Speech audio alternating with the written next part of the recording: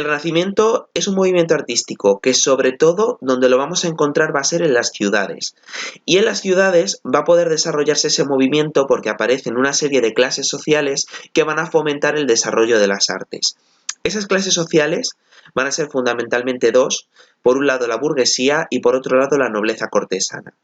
Bueno, de la burguesía vosotros ya sabéis bastante. La burguesía es esa clase social que desde el principio ha vivido siempre en las ciudades y que, bueno, vimos cuando estuvimos estudiando los cambios sociales que se producen en la Edad Moderna, vimos que la burguesía es una clase social que poco a poco había conseguido enriquecerse gracias al comercio, gracias a la banca y sobre todo a partir del descubrimiento de América, donde las relaciones comerciales son tan importantes y donde los beneficios del comercio son tan grandes, la burguesía se había convertido en un grupo social muy rico y muy importante. Eran banqueros que prestaban dinero, etc.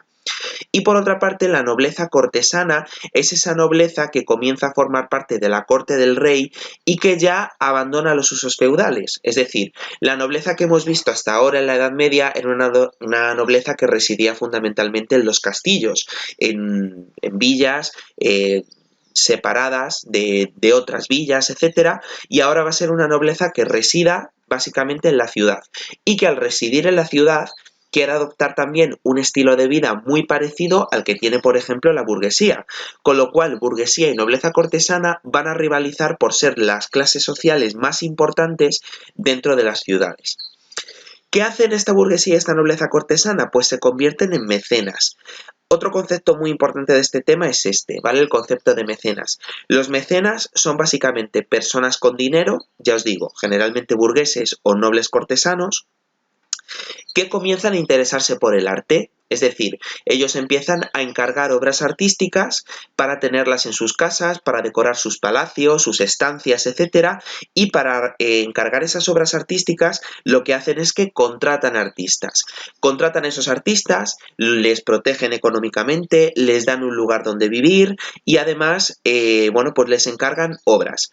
Esas obras, es decir, las grandes obras que tenemos del Renacimiento, no son obras que los artistas hacían porque les daba la gana, sino generalmente son obras que los artistas hacían porque bien los burgueses o bien los nobles se las encargaban para que las hiciesen, ¿vale? Con lo cual, la figura del mecenas va a ser muy importante en el Renacimiento para poder entender por qué se difunde el arte.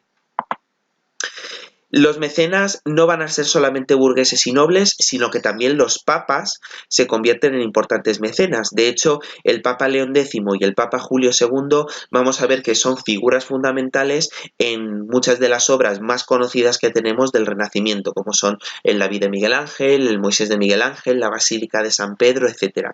Entonces, familias como por ejemplo los Medici en Florencia, o ya os digo, la acción de los papas, sobre todo en la ciudad de Roma, va a ser muy importante para que el arte pueda, bueno, pues pueda prosperar y pueda florecer en su máxima expresión. De hecho, en los ejercicios, bueno, os he puesto algunas imágenes donde me dijerais, bueno, a qué grupo social pertenecía cada uno y las principales características de estos grupos sociales de la sociedad renacentista. Y no solamente es importante el papel que ocupan los nobles, los burgueses, etcétera, sino que también los propios artistas empiezan a ser importantes y tener una mayor consideración social.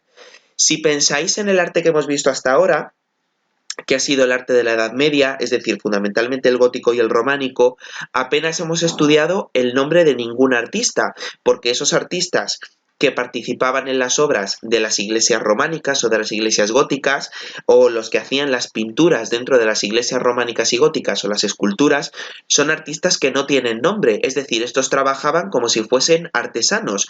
Tenía tanta importancia el artista que tallaba una escultura como el zapatero que hacía un zapato, con lo cual no conocemos nombres de artistas de periodos anteriores. Pero en el Renacimiento la diferencia es que el artista tiene una mayor consideración social y al tener una mayor consideración social pueden empezar a firmar sus obras. De hecho, conocemos el nombre de artistas como Leonardo da Vinci, como Botticelli, como Miguel Ángel, etcétera, porque estos firmaron sus obras e hicieron valerse como artistas, es decir, dejar constancia de que esa obra la he hecho yo y es mía.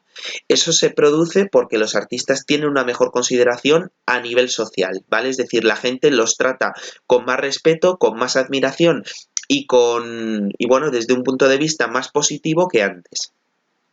Además, esos artistas van a tener una mayor libertad de expresión, aunque sí que tienen que cumplir con lo que se les encarga. Ahora ya no solamente van a abordar temas religiosos, que es lo que venían haciendo hasta ahora, sino que también van a abordar otros temas, como por ejemplo los temas mitológicos, las escenas de paisajes, etcétera, que hasta ahora no eran tan frecuentes y que ahora van a empezar a serlo. Bueno, en este sentido vamos a ver cuáles son las características del arte del Renacimiento porque es importante conocerlas. Os he dicho que el Renacimiento se llama así porque vuelven a nacer las formas que caracterizaban a la antigüedad clásica, ¿vale? Al arte que encontramos en Grecia y también en la Roma clásica. Bueno, vamos a ver que regresan esas formas y bueno, vamos a ir viendo qué formas son estas, pero regresan en todas las disciplinas, sobre todo en lo que se refiere a la arquitectura y también a la escultura. Recordad cómo eran, por ejemplo, las formas arquitectónicas del gótico y del románico. No tenían nada que ver con el arte que vamos a ver a partir de ahora. Y lo mismo sucede con la escultura. Recordad que en el románico las esculturas eran esculturas pequeñas, que no guardaban ningún tipo de proporción, generalmente con formas muy básicas, muy simples, bastante deformes, y ahora en el Renacimiento la escultura va a ser completamente distinta también. Por ejemplo, en el caso de las formas arquitectónicas se recuperan muchas de la antigüedad clásica y muchos elementos constructivos. Por ejemplo, esta planta, la planta basilical, ¿vale? Que se caracteriza porque es una gran planta, vuelve a aparecer nuevamente, que en el arte gótico y el románico habían desaparecido, no se parecen a estas plantas que tenemos aquí. Y aparte de eso se recuperan los órdenes clásicos, es decir, los órdenes clásicos que son la decoración de las columnas, vuelven otra vez a aparecer con el orden dórico, el orden jónico y el orden corintio, ¿vale? Estos tres se vuelven a recuperar. Por ejemplo, la bóveda de cañón sí que es cierto que la hemos visto en el románico, pero la bóveda de cañón es un elemento del arte romano que luego se retomó en el arte románico. Así que la bóveda de cañón otra vez se recupera, igual que el arco de medio punto, que también lo vimos en el románico. Estos dos elementos van a seguir conservándose en el arte del Renacimiento. Y luego los edificios van a tener, pues eso, el perfil y los elementos característicos de las obras que encontramos en el arte romano, sobre todo. Por ejemplo, pues eso, los frontones triangulares van a regresar nuevamente, los capiteles con estos órdenes que os he dicho aquí, los frisos con decoraciones clásicas, por ejemplo, y las cornisas, ¿vale? Todo esto van a ser elementos característicos también del arte del Renacimiento. Además, se recuperan algunas formas artísticas que habían existido en la antigüedad clásica, como por ejemplo las esculturas ecuestres, es decir, las esculturas de personajes a caballo vuelven a recuperarse. Por ejemplo, aquí tenéis una escultura de Marco Aurelio que fue hecha en la época romana, en el año 153 después de Cristo, y en el año 1453 Donatello, por ejemplo, recupera esta misma forma en otro caso, ¿vale? En el caso del condottiero Gattamelata, donde hace bueno, pues nuevamente una escultura ecuestre de un gran jefe militar que vuelve a ir a caballo como iban los emperadores romanos. Aquí estáis viendo, por ejemplo, que los modelos de la antigua Roma o de la antigua Grecia, que son estos que tenéis aquí a la izquierda, son recuperados después por el arte del Renacimiento. Es decir, el famoso David de Miguel Ángel o la famosa Venus de Botticelli, en donde se inspiran es en la antigüedad clásica, en las esculturas que ya había en esa época.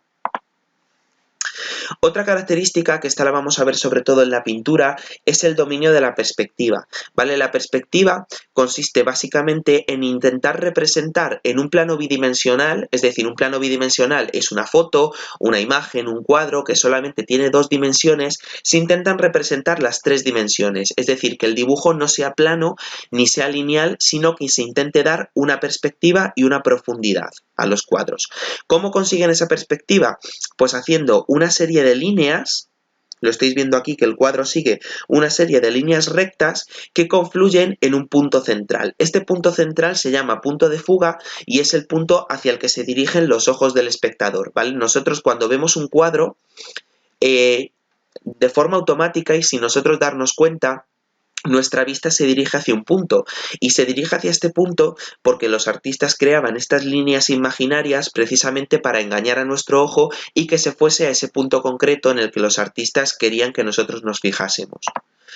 Vale, aquí por ejemplo también lo estáis viendo, la perspectiva se aplica también a los edificios, ¿vale? En la que utilizamos una serie de líneas imaginarias para que nos fijemos en este punto central o punto de fuga. Ya veis también que en las obras lo que se intenta es dar una proporción, que estén equilibradas, que las obras tengan una composición muy fija, ¿vale? No que sean unas obras diseñadas porque sí, sino que atiendan a una composición muy marcada. Y por otra parte aparecen temáticas nuevas. En el arte medieval, fundamentalmente, la temática que teníamos era básicamente el religioso, ¿vale? El tema religioso. Pero ahora van a aparecer otras nuevas. Por ejemplo, los retratos, ¿vale? Los retratos de personas que han existido realmente son los que empiezan a aparecer, ¿vale? Por ejemplo, retratos sobre todo de las grandes jerarquías de la Iglesia, es decir, de papas, de cardenales, pero también van a aparecer retratos de personas y burgueses importantes que quieren tener una representación suya, es decir, un cuadro de sí mismos en sus casas y en sus palacios, ¿vale? Eso empieza a ser muy típico. Por otra parte, se recuperan los temas mitológicos. Ya sabéis que la mitología viene de Grecia y de Roma, y los dioses griegos y romanos vuelven a aparecer otra vez en los cuadros, que durante la Edad Media prácticamente habían desaparecido. Y por otra parte, también se recupera el gusto por el paisaje, ¿vale? Sí que veíamos que en el arte medieval eran básicamente la representación de figuras religiosas, pero no había ningún intento por representar un paisaje. Sin embargo, en el Renacimiento sí. Vamos a ver que se intentan representar tanto paisajes naturales como sobre todo paisajes urbanos, ¿vale? Estas vistas de ciudades, con edificios ideales, con modelos de las nuevas ciudades del Renacimiento, van a ser muy habituales y les vamos a encontrar mucho en el Renacimiento, ¿vale? Así que bueno, aquí dejamos este primer vídeo sobre las características del Renacimiento, que os va a servir sobre todo para hacer el ejercicio 1 en el caso de la sociedad renacentista y el ejercicio 2 para hablar de estas nuevas características del arte renacentista, ¿vale? Ahora sigo grabando otro. Hasta ahora.